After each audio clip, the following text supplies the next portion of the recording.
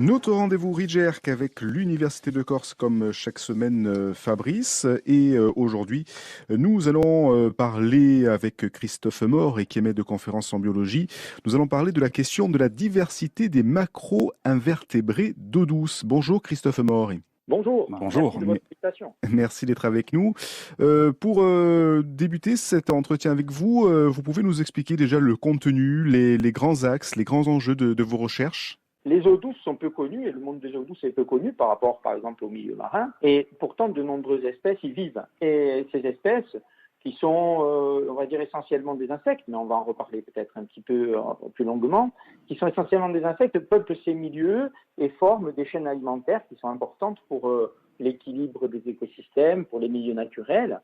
Et ils assurent aussi en quelque sorte une épuration des cours d'eau. Donc la diversité des cours d'eau est importante. J'étudie aussi, à travers cette biodiversité, la qualité des eaux. C'est-à-dire qu'on se base sur certaines espèces, la présence ou l'absence, j'allais dire, de certaines espèces, qui nous permettent de mesurer l'impact des pollutions, que ce soit des pollutions naturelles ou humaines. C'est-à-dire qu'en fait, vous avez certaines espèces qui sont sensibles et qui ont par exemple des branchies externes et qui sont sensibles à différents types de pollutions. Quand on a par exemple un dysfonctionnement sur une station d'épuration ou quand on a un rejet quelconque dans une rivière. Et effectivement, je promène dans toutes les rivières de Corse et j'évalue la qualité des milieux, que ce soit dans la Gravone, dans le Gamone, et dans le Risanese, et dans le Tard ou dans la Solendar, ou même dans les lacs. On fait les lacs de montagne aussi, le Capité, l'Aubassagne, Crène, etc. à Nîmes. Donc on fait au labo un travail sur l'ensemble des zones humides. Un zone humide, c'est très vaste. Ça peut aller des lacs aux rivières, aux potines. Vous avez les marques temporaires, par exemple, du Cap, de Cabande ou du sud, de Swarton ou d'Arras, qui sont toutes connues. Vous avez les potines, peut-être que ça vous parle, les potines de Nîmes, de Marmande. Donc, c'est assez large en termes d'études. Donc, voilà, l'évaluation de la qualité du milieu, c'est important. Et puis, il y a un troisième aspect qui nous touche particulièrement dans l'île, c'est l'aspect patrimonial. Parce qu'on a des espèces qui sont emblématiques. Alors, tout le monde connaît le mouflon ou la truite macrostigma, mais peu de gens savent que dans nos rivières, nous avons à peu près 200 espèces qui sont endémiques. Endémiques à la Corse, endémiques à la Corse et à la Sardaigne aussi, ça va dépendre un petit peu de la géologie. Alors, cet endémisme, c'est un endémisme qui est ancien, qui a 32 millions d'années. C'est-à-dire que vous avez des petits invertébrés qui vivent depuis 30 millions d'années en Corse, qui ont dérivé de la France continentale, puisque la Corse et la Sardaigne étaient rattachées au continent, et qui, depuis 30 millions d'années, vivent en Corse. Et vous savez qu'en 30 millions d'années, ils n'ont pas beaucoup évolué, alors que nous, on a changé un petit peu. Puisqu'il y a 30 millions d'années, on ressemblait plus à des lémuriens, pas encore à des singes. Donc, c'est intéressant d'avoir ces espèces locales qui nous montrent, qui sont un vrai marqueur de qualité du milieu, mais aussi, j'allais dire, attaché à notre patrimoine. Et je rajouterai un quatrième aspect dans nos recherches, évidemment, mais ça vous en parlez peut-être avec certains de mes collègues déjà aussi, c'est l'aspect changement climatique qui relie les trois autres. Et c'est vrai que quand on subit une diminution des débits d'à peu près de 30% dans toute la Méditerranée, et Corse comprise évidemment, ça a un impact, on a un réchauffement, donc on a la température qui augmente, et ça a un impact sur la faune et la flore. Et certaines espèces ont tendance à migrer et voire à avoir des niches écologiques plus étroites, et d'autres qui sont opportunistes vont s'étendre. Et les espèces opportunistes, vous les connaissez tous, ce sont des espèces qui sont communes, comme le moustique, et qui sont vecteurs de pas mal de maladies. Voilà. Donc, voilà un portrait assez rapide de mes recherches depuis bientôt 30 ans à l'université. Rapide, dense, mais passionnant. Et on sait que les élèves qui vous suivent dans ces cours d'eau, Christophe Maury, ils sont toujours passionnés par le savoir que vous partagez. Vous disiez petit territoire, finalement, ces zones humides de Corse, en comparaison, évidemment, à un territoire comme la France ou à l'Europe. Mais enfin, beaucoup d'espèces, une grande variété, une grande richesse. On a à peu près 500 espèces dans les cours d'eau. Mm-hmm. Mais comme notre territoire est un petit peu plus petit, il y a des lacunes faunistiques par rapport rapport aux Pyrénées ou aux Alpes, qui ont un petit peu plus de diversité. Mais notre particularité, c'est un centre d'endémisme. C'est-à-dire qu'on a le troisième centre d'endémisme européen en ce qui concerne les cours d'eau. Donc, c'est pas négligeable. Ça veut dire que on a à peu près 500 espèces en Corse, que la plupart sont des insectes. Alors, on va trouver peut-être des libellules, je ne sais pas, vos auditeurs connaissent certainement les libellules.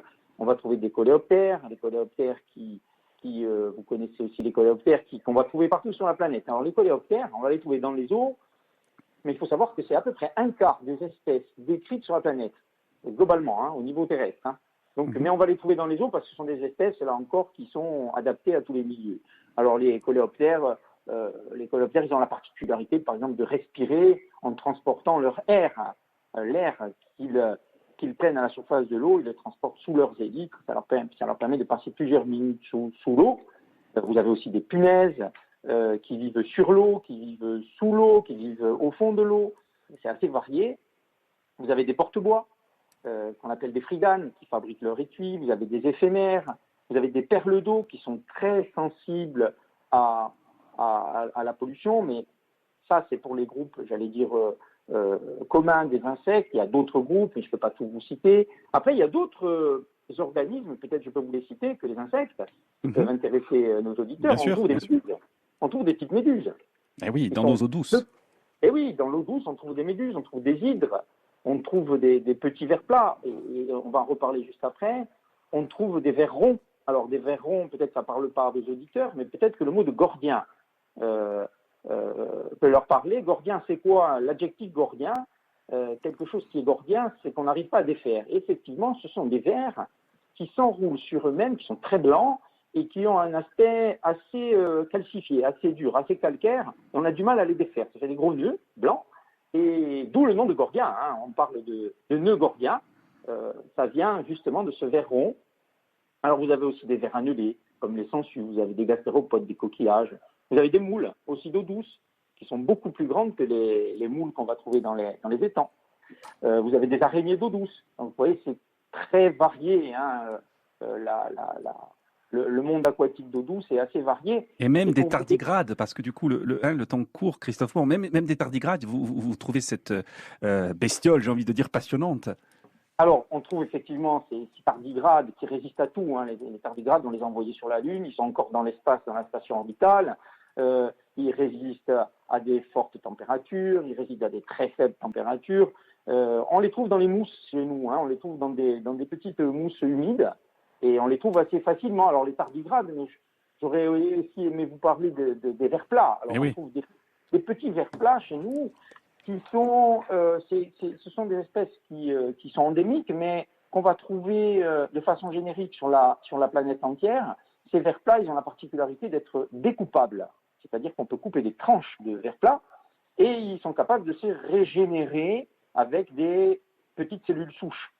C'est-à-dire qu'on va pouvoir faire des incisions et les organismes vont se régénérer en entier au bout de 2 semaines, 3 semaines. C'est un organisme qui est assez intéressant et très étudié dans le domaine de la médecine parce qu'il cicatrise très rapidement et l'histoire de ces cellules souches qui sont présentes dans tout l'organisme, c'est-à-dire même quand vous découpez un tout petit morceau d'organisme, ne serait-ce que 5% de l'organisme, il se régénère totalement. Donc c'est très intéressant. Christophe Moore, oui, on arrive vraiment à la fin de cet entretien. On est vraiment déçus de ne pas continuer avec vous, mais malheureusement... On fera une émission spéciale avec Christophe Moore. Avec plaisir. Ça, c'est une bonne idée dans Sapiens, de vous retrouver pour parler de tous ces sujets qui vous passionnent, Christophe Moore. Et merci en tout cas d'avoir été avec nous. On rappelle que vous êtes maître de conférence en biologie. Vous étiez avec nous pour évoquer cette question de la diversité des macro-invertébrés d'eau douce. C'est promis, on vous retrouve très vite sur RCFM, Christophe. Merci, à bientôt. Merci beaucoup. Allez, à bientôt. Dans un instant, on conclut.